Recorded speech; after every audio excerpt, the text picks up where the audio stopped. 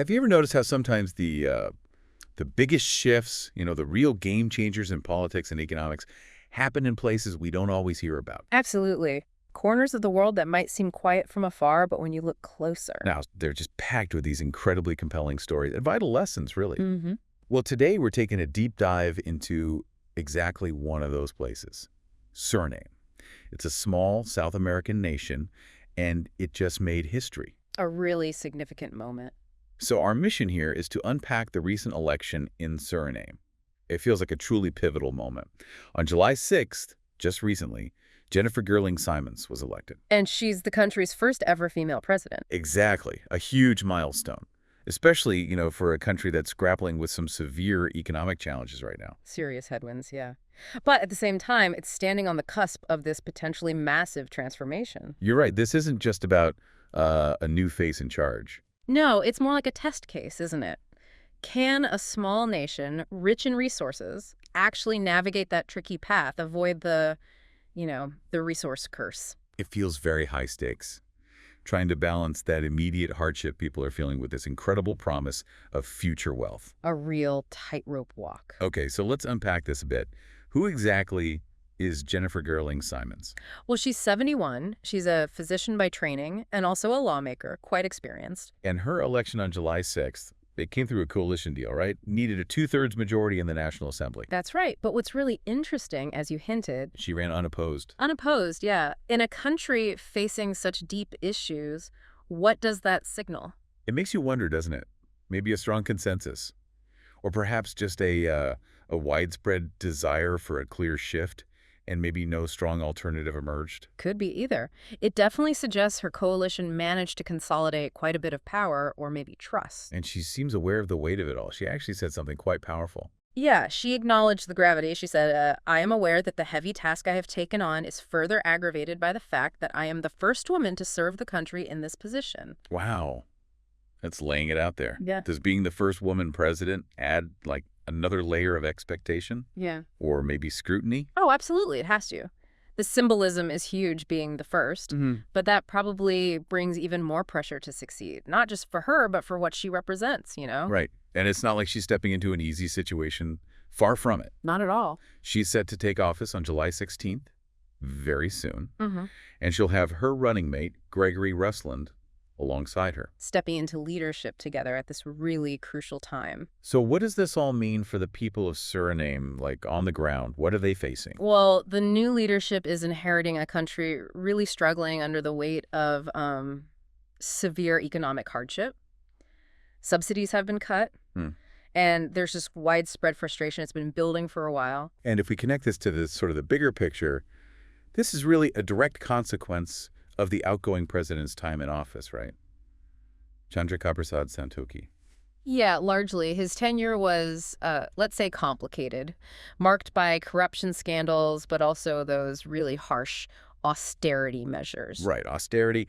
And, okay, his government did manage some things like restructuring debt and getting some macroeconomic stability back. They did, with IMF backing, that's the International Monetary Fund, provides financial help. Sure. But those actions, the austerity, that also triggered mass protests, didn't it? Because of the deep cuts affecting daily life. Precisely. People felt it directly. And remember, this election happened after the May polls were inconclusive. Ah, right. So that just added to the pressure for some kind of decisive change. Exactly. So the challenge now for Gerling Simons is huge. Find that balance between the need for stability, which the IMF wants, and the urgent demand from the people for some relief. It looks like an incredibly rocky road ahead for her. She has promised to focus on stabilizing state finances, boosting revenues, well, specifically by tightening tax collection. She mentioned targeting small-scale gold miners. Okay, that's a concrete step, but, is it enough? Does that really move the needle, given the scale of the problem? That's the question. Because Winston Ramatarsingh, who used to head the National Economists Association, Yeah, what did he say? he gave a pretty stark warning. He said Suriname has to repay about $400 million annually just in debt servicing. Wow, $400 million a year. And he pointedly said, quote, Suriname does not have that money. Ooh. He basically emphasized that the previous debt rescheduling, it was just only a postponement. That is a chilling assessment. If they literally don't have the money for the debt payments, what are the options? It really brings it home, doesn't it? Yeah. Is it just about finding new money somewhere, somehow? Or Or are more drastic, maybe even more painful measures inevitable? it really becomes a fundamental question of national solvency, doesn't it? It's like walking a knife edge. Can Suriname stand on its own feet, or is it stuck in this cycle? It impacts generations. Yeah, they need a long-term fix, not just... Not just kicking the can down the road again. Exactly. And yet, despite all these immediate, really daunting challenges, there is this significant beacon of hope on the horizon. Oil. Offshore oil production. It's expected to start up in 2028. Right. And the country is, well, you could say, pinning its hopes on a whole new era, one driven by oil wealth. But that presents its own classic dilemma. Oh, absolutely. How do you manage the very real, very immediate public anger and discontent now while preparing for this promise of wealth that's still, what, 3-4 years away? It's such a delicate balancing act. For this Dutch-speaking country, only about 646,000 people, 2028 must feel like a lifetime away when you're struggling today. It does. It reminds me a bit of that famous marshmallow test, delaying gratification. Yeah, but on a national scale. Exactly. Delaying gratification when your immediate needs are just so pressing. That's a great analogy. Yeah. And while Suriname is looking towards this oil future, it's also reflecting on its past. This November, the country marks 50 years since independence from the Netherlands. Half a century.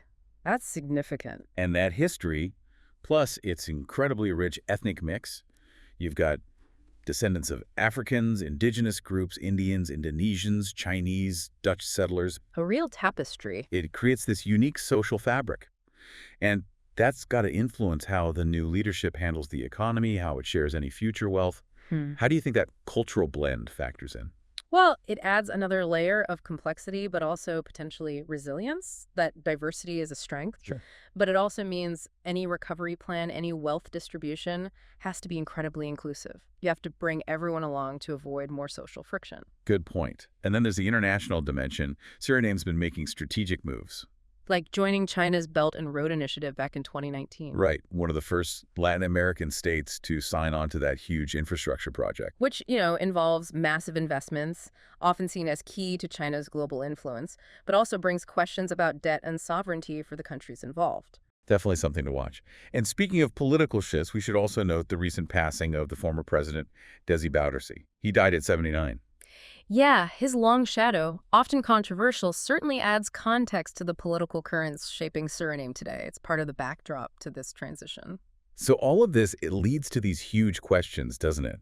How will Suriname plan to share any oil and gas wealth, assuming it comes online? Especially with insights from related reports about managing resource wealth. And how will it keep up its fight against the sea? Climate change is a real threat there, too. Keeping the sea at bay, literally. Yeah. So you've heard it. Suriname.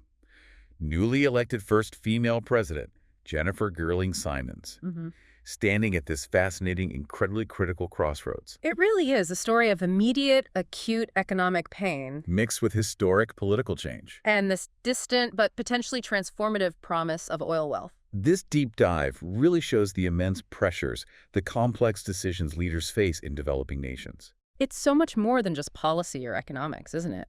It's about steering a whole society through this really fragile transition. And managing expectations over a time frame that feels, like you said, both imminent and still somehow far off. Exactly. So thinking about Suriname's story, what really stands out to you? How do you think any leader effectively balances those urgent needs of today with a long-term vision for tomorrow? Especially when that vision involves future riches that aren't guaranteed, or at least not yet tangible. Right. And maybe this raises a question for you, listening, to consider. What can we really learn about resilience, about resource management from a nation navigating such profound shifts? Looking towards a future that feels both so close and so far away at the same time. What innovative strategies could possibly bridge that gap between the hardship now and the hope for prosperity later? Something to think about.